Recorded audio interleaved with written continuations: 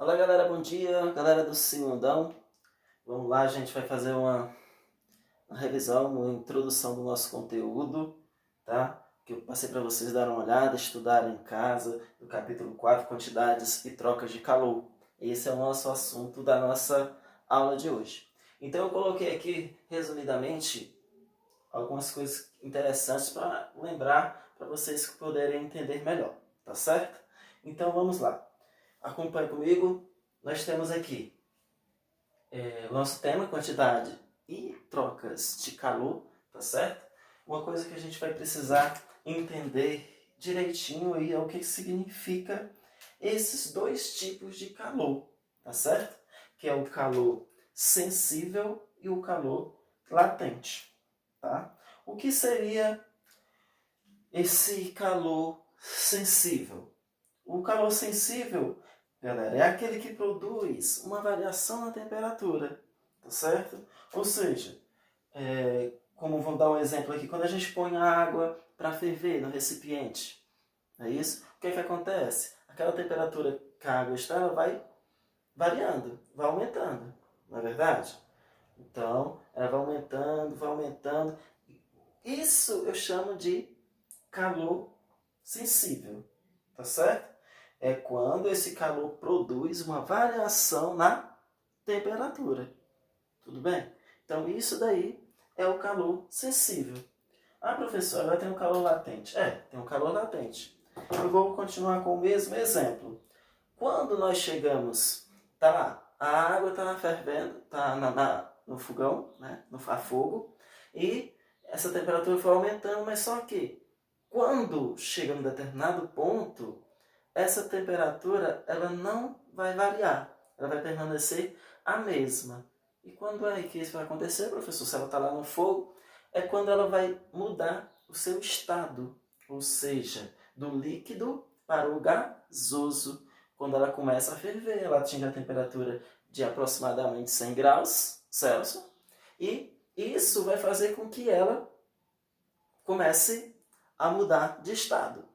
E quando isso está acontecendo, galera, a gente chama isso de o calor latente, tá? Porque esse calor latente é justamente o que possibilita essa mudança de estado físico dela, tá? A água começa a ferver, ela vai, a tendência, né, é evaporar, né? Virar justamente o estado gasoso. Então, como a temperatura não varia, aí isso é o calor latente. Entendeu a diferença? O calor sensível é quando tem variação da temperatura, e o calor latente é quando está no processo de mudança de estado, tá certo? Então, quando tem isso, a gente chama de calor latente e a temperatura não varia. Isso é interessante a gente entender direitinho, tá certo? E eu coloquei algumas observações aqui, desculpe aqui a desordem, mas é interessante a gente descobrir também, tá? A energia é medida em Joule. Joule é representado por um J. Um Jzinho assim, tá? Bonitinho. Joule. E essa temperatura em Joule, mas só que a gente também utiliza, e até mais conhecido da gente, as famosas calorias, que a gente também chama isso de energia. Representar assim um cal, tá? C-A-L.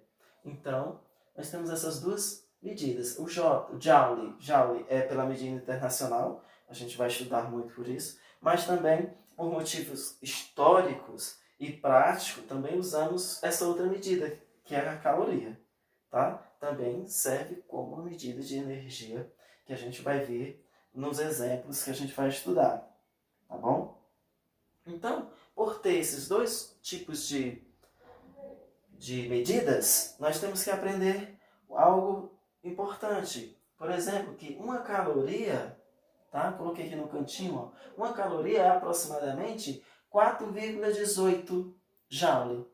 Então tem uma diferença. Então a gente são medidas, mas que tem valores entre si diferentes. Então uma caloria é igual a 4,18 joule, tá certo? E 1 joule é igual a 0,238 calorias, aproximadamente.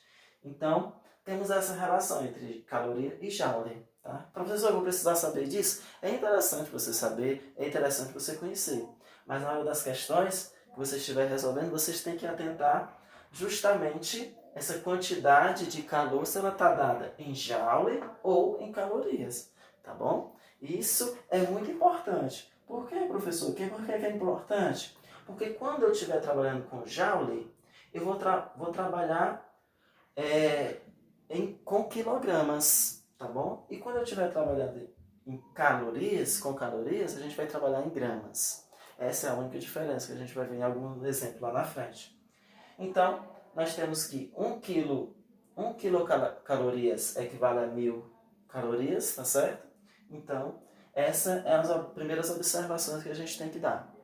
E, entendido isso, calor sensível, calor latente, a diferença entre os dois, tá?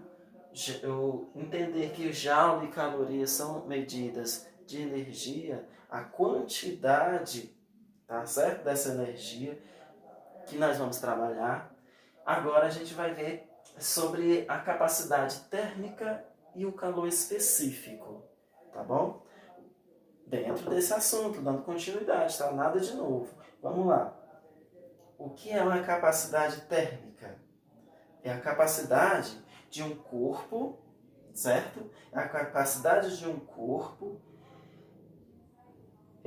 que recebe o calor, uma determinada quantidade de calor, tá? Ou seja, de energia. Calor aqui vai ser energia, tá, pessoal? As palavrinhas estão juntas, vão andar lado a lado, calor e energia.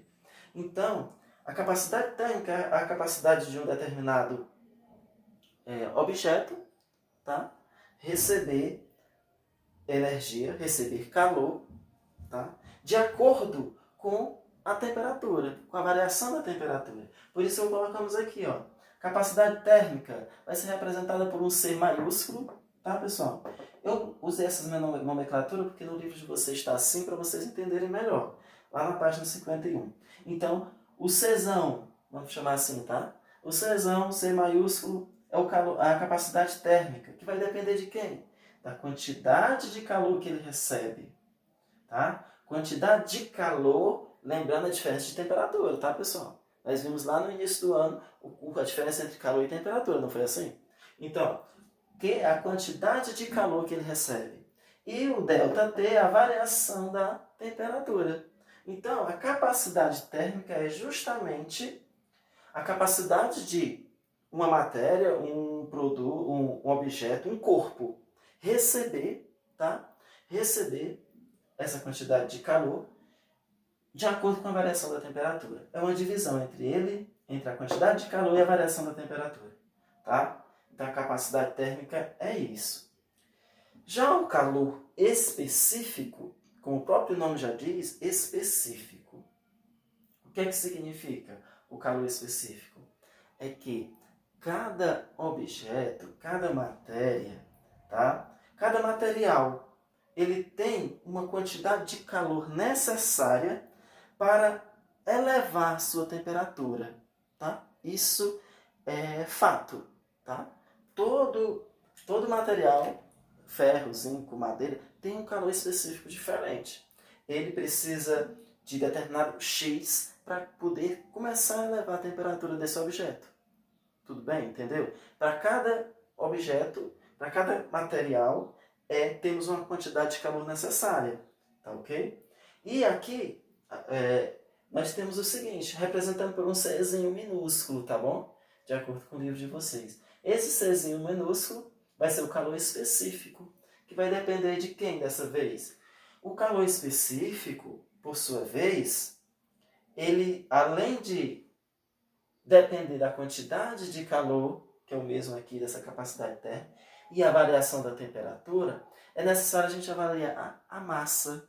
O que é a massa? Quantos quilos? Que tamanho é esse material? Porque aí vai depender também de como vai aumentar essa temperatura dele. Vocês estão compreendendo? Olha só, não é a mesma eu aumentar a temperatura, depositar um certo valor de calor uma temperatura em um objeto muito grande, vai demorar mais, vocês concordam comigo? Para aquecer, para aumentar a temperatura desse. em graus, em 1 grau, esse material? Então, é porque cada um tem seu calor específico necessário para aumentar essa temperatura. Então, o calor específico vai depender do tamanho, da massa. Quantos quilos pesa, que tamanho é esse material, a massa dele vai importar, tá bom? Então é por isso que nós temos aqui, ó, o calor específico é igual a Q, quantidade de calor que eu já tinha colocado aqui, dividido pela massa, vezes, tá? Vezes a variação da temperatura. Então isso vai ser o nosso calor específico. Ah, professor, e aqui embaixo o que é? Aqui é uma continuidade dessa fórmula, só para que a gente entenda, tenta simplificar ela para a gente. O que foi que nós fizemos aqui? Olha só, a gente fez o quê? Eu coloquei esse M que está dividindo o Q, coloquei para cá, ó. E estava dividindo, ele ficou multiplicando o C, ó. C vezes M. Isso tinha sobrado quem? Q, quantidade de calor, sobre a variação da temperatura, ó. Aqui está, que é igual a C vezes M. Para dizer o que, pessoal? O que eu quis dizer com isso? Que a quantidade de calor sobre a variação da temperatura é quem? Isso daqui. Quantidade de calor sobre a variação da temperatura. É isso aqui, ó, a capacidade térmica. O Czão. Então eu substituí. Se isso aqui é o Czão, é igual ao calor específico, C minúsculo, vezes a massa. Ok? Então a capacidade térmica é igual ao calor específico vezes a massa. Olha que interessante. Beleza? Tá dando para entender? A capacidade térmica é igual ao calor específico vezes a massa. Muito interessante, né? Isso aqui vai ajudar muita gente, para a gente entender, tá? Então, a relação entre capacidade térmica e específico estão lá junto, lado a lado. Vocês precisam identificar isso. Depois de tudo isso, meus amigos, nós temos a equação fundamental da calorimetria, que a gente vai estudar muito. E tem até justamente, olha, um macetezinho aqui para a gente decorar isso daqui, aprender isso daqui. Ó, Q, que é a quantidade de calor, que eu já disse para vocês que é dada em calorias, ou joule, tá? Que é igual a massa, M, massa, vezes o calor específico, tá bom? O calor específico, esse Czinho menor, vezes a variação da temperatura. Esse daqui é a equação fundamental da calorimetria, tá? Então, lembrando que a quantidade de calor é dada em joule ou calorias, tá bom? E a massa é dada em gramas, quando nós estivermos falando de caloria, e dada em quilogramas, quando estiver falando de joule. Então a gente fica atento a isso, tá ok? Então, nós temos aí o calor específico é dado em calorias. Cadê o calor específico? Aqui, ó. É dado em calorias por gramas Celsius, graus Celsius, tá? Então, vocês vão ver muito essa nomenclatura aqui, ó. Vou colocar aqui do lado, ó. Então, o calor específico é dado em quê? É dado em calorias por gramas graus Celsius, tá? A quantidade de calor é dada por isso. Aliás, o calor específico é dado por isso daí, tá bom? E a temperatura em graus Celsius, né, como eu já disse, e assim a gente dá continuidade. Eu vou querer resolver uma questãozinha para vocês sobre esse conteúdo, mas no próximo vídeo, para não ficar muito extenso, tá bom? Vou resolver os exemplos para vocês, para que vocês compreendam melhor, tá bom? Aguarde aí um minutinho que a gente já volta com mais um vídeo explicando na prática o que a gente viu aqui, tá certo? Valeu, galera. Voltamos já já.